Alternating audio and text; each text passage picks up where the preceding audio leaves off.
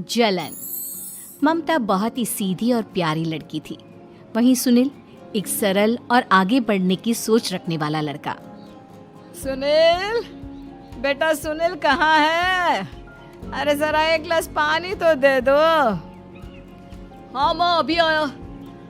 क्या माँ, पानी तेरे सर के पास ही तो रखा है। क्या हो गया है, तबीयत खराब है क्या? अरे नहीं नहीं, वो उठने का मन ही नहीं कर रहा था, तो देखा ही नहीं। वैसे क्या कर रहा है? यहाँ बैठ ना मेरे पास। माँ पढ़ रहा था। वो कहना नौकरी में तो वक्त नहीं मिलता, अब ऑफिस से घर आकर ही तो वक्त मिलता है। अच्छा अच्छा ठीक है, पढ़ ले जा बेटा। सुनील पढ़ लिख कर और आगे बढ़ना चाहता था, लेकिन माँ की तबीयत खराब देखकर सोचता है कि शादी ही कर ले। कब तक माँ का ख्याल वो अकेले रख पाएगा? तो एक दिन, माँ ये ममता है, मैंने इससे शादी कर ली है। तुम्हारी तबीयत भी ठीक नहीं रहती, तो मैंने सोचा शादी कर लेता हूँ। घर संभालने वाली और तुम्हें संभालने वाली कोई आ जाएगी तो अच्छा रहेगा। माँ अचानक से सामने बहू देखकर हैरान रह जाती है। बेटा ये क्या बात होती है? न बैंड, न बाजा, न दहेज, न शगुन, ऐसे कैसे बहू आ गई? माँ तू तो जानती है, मैं नौकरी के साथ पढ़ाई कर रहा हूँ, तो कहाँ से इतना पैसा बचा पाता कि धूमधाम से शादी करता। वैसे भी माँ, लोग तो आकर खाकर निकल जाएंगे, इसलिए बस वैसे ही। माँ जी, मैं आपका ख्याल रखूंगी। वैसे भी ये आगे की पढ़ाई कर रहे हैं, अच्छा कुछ कर गए तो सबके दिन फिर से अच्छे आ जाएंगे। सास को ममता की बात ठीक तो लगती है, लेकिन मन में कहीं ना कहीं लगता है कि कहीं बहू बेटे को लेकर फुर्र ना हो जाए और फिर तो वो रह जाएगी अकेली। बेटा देख, मेरा जो कुछ भी है वो सुनील ही है, और सुनील का भी अब इस दुनिया में मैं ही हूँ और कोई नहीं। क्या सुनील? बिल्कुल माँ, लेकिन आज से ममता भी मेरे जीवन का अहम हिस्सा है, जैसे तू है। सास को बड़ा बुरा लगता है कि उसकी सल्तनत में कोई और हिस्सेदार कैसे हो सकता है। कैसे कोई और उसके 30 साल के बेटे की जिंदगी में अचानक से आकर बराबर का हिस्सेदार बन सकता है। देख बहू, मैं भले थोड़ा बीमार रहती हूँ, लेकिन इसका मतलब यह नहीं कि घर की चीजों में मेरा कंट्रोल खत्म हो गया है। मैं आज भी इस घर की रानी हूँ, समझी? बेटा सोचता है कि ये माँ को अचानक से क्या हो गया। कल तक जो माँ कहती थी कि जिंदगी का कोई भरोसा नहीं, वो अचानक से जंग के मैदान की झांसी की रानी कैसे बन गई? माँ क्या हो गया है? सब ठीक है ना? अचानक कैसी बात कर रही हो? ममता का आज पहला दिन है, स्वागत करो उसका। आसपास की आंटियों को बुलाओ, नई दुल्हन की मुंह दिखाए करवाओ। खैर, सास होने का फर्ज निभाती है और बाद में एक सहेली के साथ बाहर निकल जाती है। क्यों नहीं बताया नहीं कि बेटे का ब्याह कर रही हो? वैसे तो सारा दिन हम ही में घुसी रहती हो। अरे मुझे भी तो अभी पता चला, यूं अचानक सर पर लेकर आ गया। कहता है बहू है माँ तुम्हारी। अब इसको भी इतना ही मैं प्यार करता हूँ जितना तुझे करता हूँ। लो जी, ये क्या बात होगी? क्यों इतना प्यार करता है? अरे माँ का प्यार तो ज्यादा होता है। अब उसको तो कोई दूसरा पति मिल सकता है, लेकिन तुम ही बताओ, क्या माँ की ममता किसी और की हो सकती है? ना जी ना, बेटे को समझाओ ये बात। अरे क्या समझाऊं, मुझे तो खुद ही समझ में नहीं आ रहा कि क्या हो रहा है। जो बेटा कल तक माँ माँ करता था, अचानक से बीवी बीवी का राग आलाप रहा है। देखा, उसकी बीवी ना सुंदर और जवान है। सुंदरता के आगे तो एक से एक नहीं टिके, तो तेरा बेटा किस खेत की मूली है? सास को भी समझ में आ जाता है कि बहू की सुंदरता के आगे माँ का प्यार किसी काम का नहीं। उधर बीवी, ए जी, अम्मा जी सहेलियों को छोड़ने गई थी, अभी तक आई नहीं, हम देख आए क्या? अरे रहने दो ना, आ जाएंगी। कहाँ जाएंगी, उनकी आदत है, एक बार जाती है तो पूरी पंचायत खत्म करके ही आती है। अच्छा ही है, खाना वाना खा कर गई होगी। छोड़ो ना, घूमेगी तो खाना पचेगा, नहीं तो ऐसे ही खाट पकड़ लेगी। बहू भी शांत हो जाती है। उधर सास सोचती है कि आज थोड़ा देर से ही घर जाती हूँ, जब बेटा परेशान होकर ढूंढेगा तब मजा आएगा। बीवी को खुद ही पता चल जाएगा कि माँ के आगे उसकी दाल नहीं गलेगी। लेकिन वहीं दूसरी ओर घर पर, ए जी, माँ जी अभी भी नहीं आई।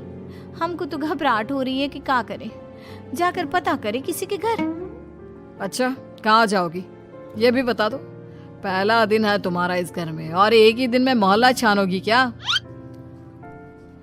हाँ, तो आप भी तो नहीं जा रहे हैं ना, हमको फिक्र हो रही है। अरे यार, ये रोज का है अम्मा का, खाओ और सो।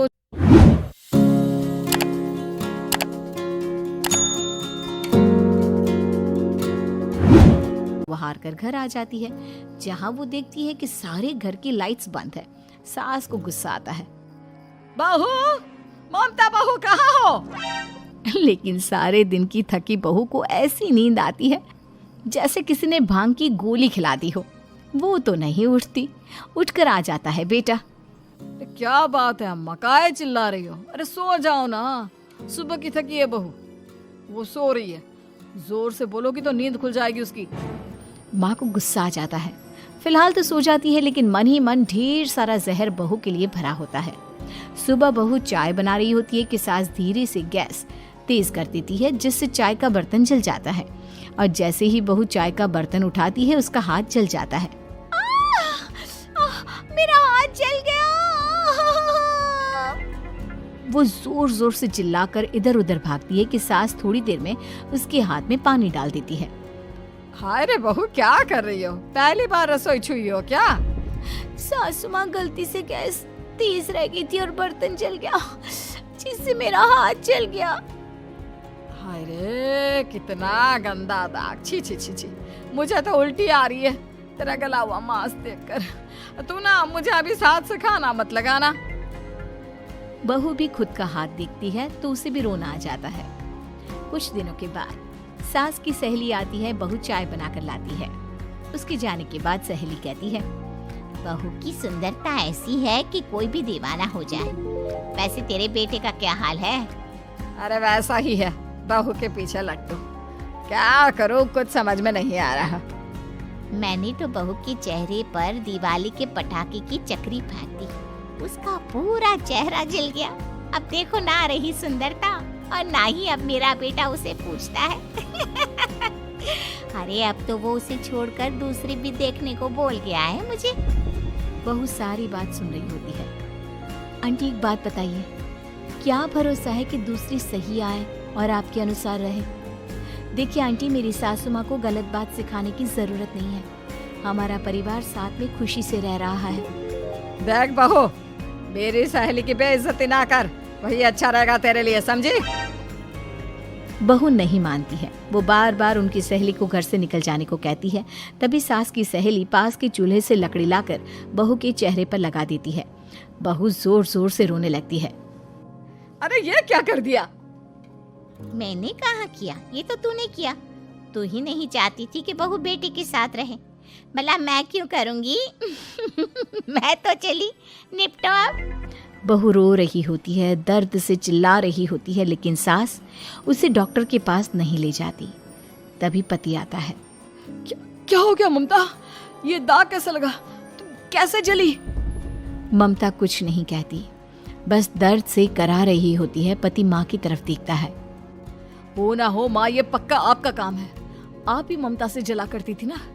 देखना माँ, अब पुलिस आएगी, केस बनेगा, लेकिन पहले मैं ममता को अस्पताल लेकर जा रहा हूँ। सभी अस्पताल जाते हैं, जहाँ डॉक्टर ममता की सास से कहते हैं, आपने तो नहीं जलाया ना बहू को? अब ममता की सास के तो पसीने छूट रहे होते हैं। वो घबरा कर कहती है, ना ना डॉक्टर साहब, कैसी बात करते हैं? हम क्या जलाएंगे अपनी बहू को? डॉक्टर ममता के पति से पूछते हैं, देखिए, क्योंकि ये ससुराल में जली है तो मामला पुलिस का बनता है, तो आप पहले पुलिस को बुलाइए, तभी इलाज पूरा होगा। सास डर जाती है कि अब तो बच्ची जिंदगी जेल में ही रहना होगा। रहने दीजिए ना, पुलिस को क्यों बुलाना? सारी हंसी खत्म हो जाएगी जब पुलिस के डंडे पड़ेंगे। बहू को जलाना भले ही बहुत आसान हो, लेकिन उसके बाद सारी जिंदगी जेल की हवा खाना। सास डर जाती है। पुलिस आती है। पास लेटी दर्द से करा रही ममता स्टेटमेंट देती है। तो क्या हुआ था? कैसे जली आप? ममता पास खड़ी सास को देखती है। बेटी बताओ, कैसे जल गई तुम? ओए, काका का किरण वाली शाहरुख, चुप, बिल्कुल चुप। सास चुप। सभी इंतजार करते हैं कि ममता क्या बोलेगी। जी मैं खाना बना रही थी, लकड़ी उड़कर मेरे ऊपर गिर गई और मैं जल गई। सास बहू की बात सुनकर रोने लगती है। देखा माँ, कितनी समझदार है ममता। ये चाहती तो, हाँ बेटा, ये चाहती तो मैं आज जेल में होती।